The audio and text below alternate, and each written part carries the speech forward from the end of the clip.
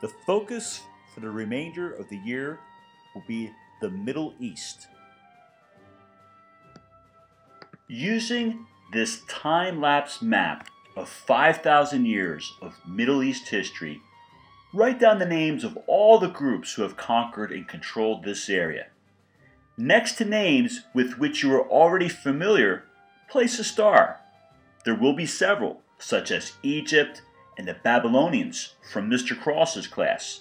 Students with Jewish or Christian backgrounds will certainly recognize the Kingdom of Israel.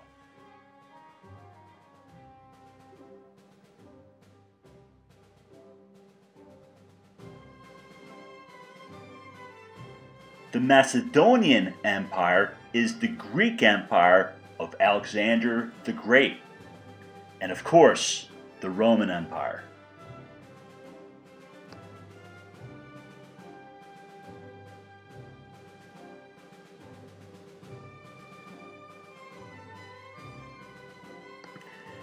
Though you may not be familiar with the Caliphate or the Seljuk Empire, you do know from 6th grade history that the Islamic or Muslim world conquered and dominated much of the Middle East from the mid-600s until the early 1900s. The Caliphate and Seljuk are Islamic empires.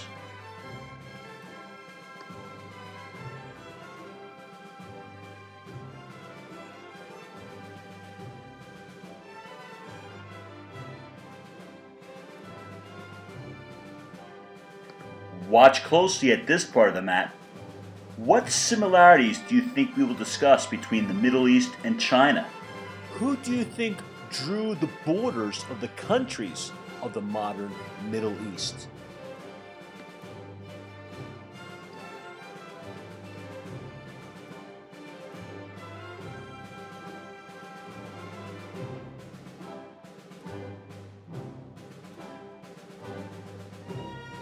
The years that appear here are the years that Middle Eastern countries gained their independence from European countries.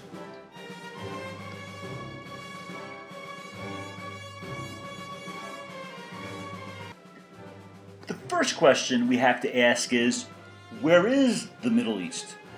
Sounds simple enough, but look at each of the maps. All are supposedly the Middle East, but as you can see, there are vast differences.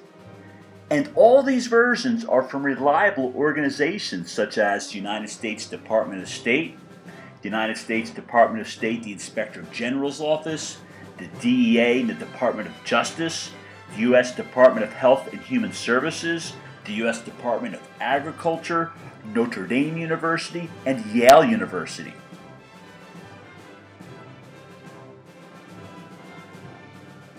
For this class, we will take a broad view of the Middle East that includes Morocco all the way over to Pakistan. And how about the term, the Middle East? Who do you think named it that? What criteria may have been used for each of the variations? You will discuss these questions in class tomorrow. There's no need to do additional research, but do take a minute or two to ponder these questions.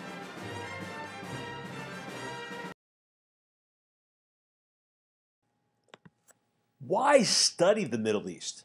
Well, there are many reasons, but we will focus on two to start. First, much of the world's proven oil reserves come from this region.